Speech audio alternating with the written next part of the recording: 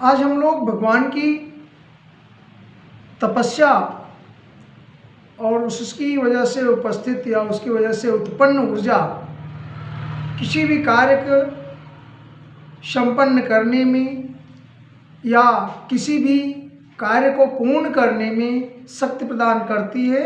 ऐसी तपस्या का वर्णन श्रीमद् भागवत के द्वितीय स्कंद में 9वें अध्याय में वर्णन आता है। और उस समय का वर्णन है जब भगवान के नाभि कमल से उपस्थित श्री ब्रह्मा जी, जो उनके सुहृदय मित्र हैं, उनसे उत्पन्न है, उनकी नाभि कमल से उनका प्रादुर्भाव हुआ है।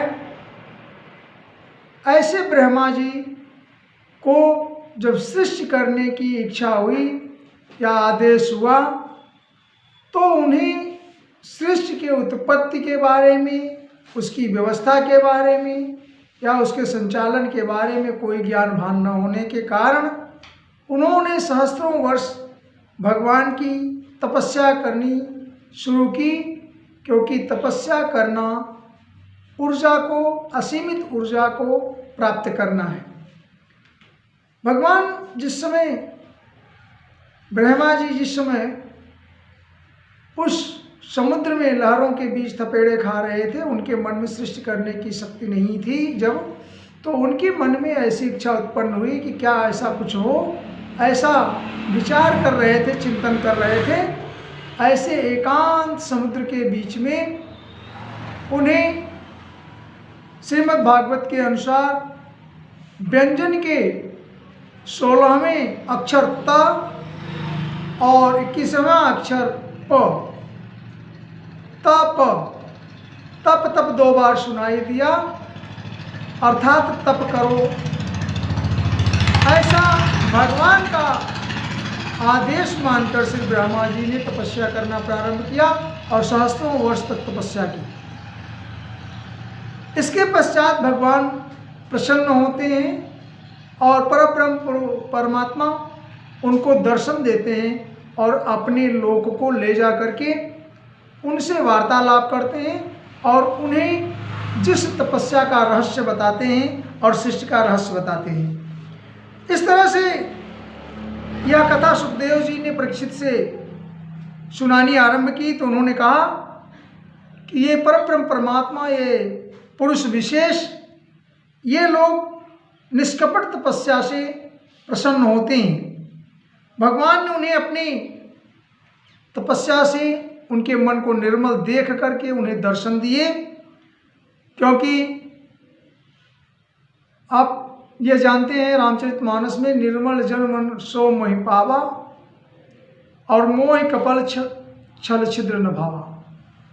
तो जो निष्कपट है, जिसके अंदर कपट नहीं है, छल छंद नहीं है, प्रपंच नहीं है, ऐसे निष्कपट हृदय को भगवान मने भाते हैं, प्रेम करते हैं।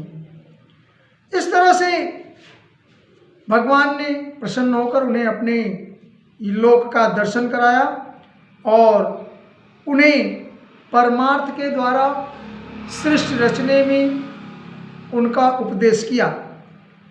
भगवान ने अपने लोक को दर्शन कराते समय उसकी विशेषता ब्रह्मा जी ने जो देखी, भगवान ने अपना लोक का दर्शन कराया, जहाँ पर उस लोक का क्वालिटी का कुछ वर्णन है 1-2, कि उस लोक में ऐसे लोग, ऐसा जगह, ऐसा स्थान जैसा कोई दूसरा लोक संसार में, विश्व में नहीं है, इस धरती पर नहीं है।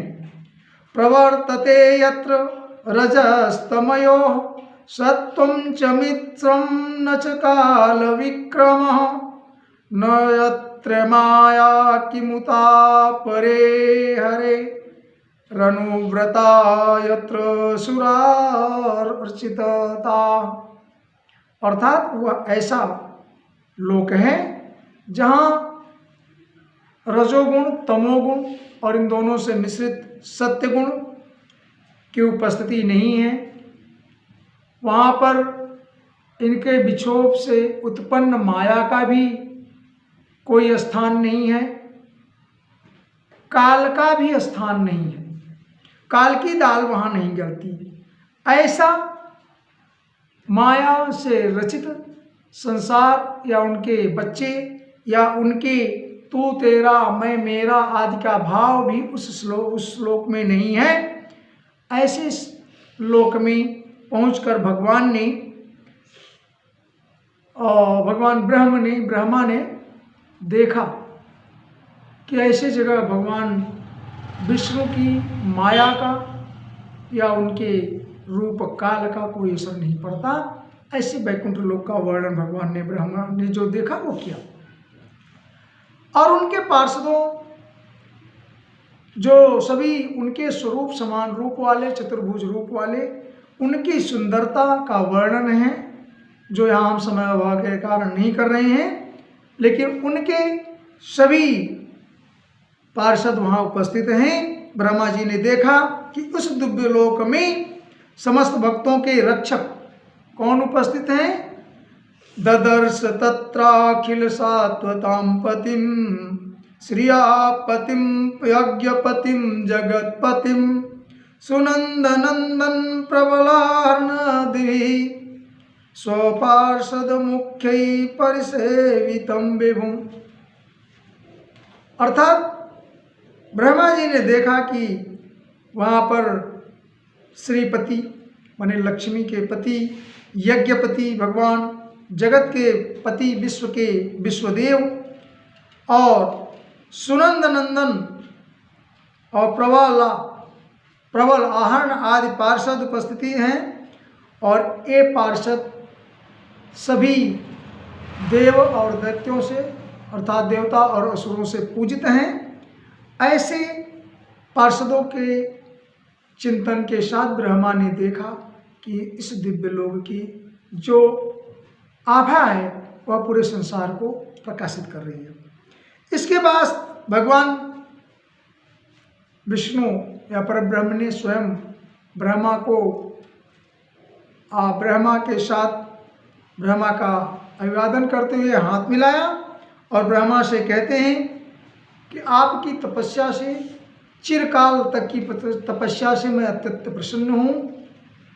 आपको जो कुछ वर चाहे मैं सर्वसमर्थ हूँ, आप मांग सकते हैं, मांग लें। आपकी इच्छा पूर्ण करने की मैं शक्ति और समर्थ रखता हूँ। ऐसे स्थिति में आपको जो कुछ मांगना हो मांग लें, क्योंकि आपने अत्यंत चिरकाल तक तपस्या की।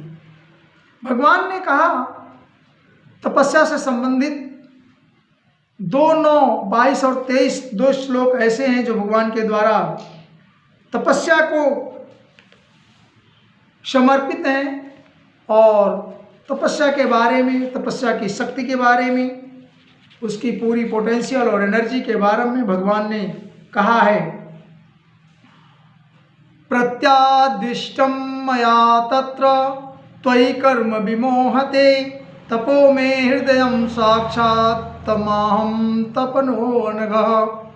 ब्रह्मा जी, उस समय तुम सृष्टि की रचना के चिंतन में किम कर्तव्य विमूढ़ हो रहे थे, अर्थात करने में असमर्थ हो रहे थे। त्वयि कर्म विमोहते, और ऐसी परिस्थिति में मुझे तुमने यजन किया, मेरे तप से मेरा ध्यान किया, और ये तपो में हृदयम, तपस्या मेरा हृदय है। साक्षात माहम तपो अनघम, और तपस्या मेरी आत्मा है। और मैं स्वयं तपस्या से इस सृष्टि की सृजामि तपस्य वेदम ग्रहामि तपसा पुनः। पूरे सृष्टि की रचना मेरे द्वारा तपस्या की शक्ति के से ही की जाती है। ग्रसामि तपसा पुनः, और इसी तपस्या से उनका सृष्टि के सभी लोगों का भरण पोषण चलता है। और यही नहीं, बिभर्मि तपसा विश्वम ब्रियमे दुष्परम तपः, और इसी तपस्या से मैं उनको पुनः काल स्वरूप होकर के अपनी सृष्टि को समेट लेता हूँ, वर्णन कर लेता हूँ। ऐसी तपस्या की शक्ति है। और यह तपस्या एक ऐसी शक्ति है, ऊर्जा है, कहते हैं भगवान कि यह तपस्या एक दुर्लंघ शक्ति है, ऐसी शक्ति है which can not be destroy, दुर्लंघ, जिसका उल्लंघन कोई नहीं कर सकता। Super power, tremendous energy, unique power you can say, ऐसी शक्ति है। तो तपस्या से उत्पन्न शक्ति, उसका उल्लंघन कोई नहीं कर सकता, अत्यंत शक्ति है। इसलिए हमें आपको भी कुछ न कुछ तप का अनुसरण करना चाहिए, विचार करना चाहिए, और आवश्यकता पड़ने पर हमें आपको ये परब्रह्म के श्लोकों को ध्यान रख करके विराट राग से, बिना कुछ उसकी माया, उसकी काल का चिंतन किए हुए, वैराग्य भाव से अपनी शक्ति को संयोजने के लिए तप करना आवश्यक है। अतः तप तो कहना आसान है, लेकिन तप होता क्या है, मतलब कंप्लीट सुपर डिवोशन, उसकी तरफ ध्यान देना और चिंतन में अपने को खपा देना, उस परब्रह्म के चिंतन में अपनी पूरी शरीर का भी ध्यान न रखना, अत्यंत कष्ट झेलना, ये परब्रह्म को समर्पण करना, ऐसी कुछ तपस्या की परिभाषा हो सकती है।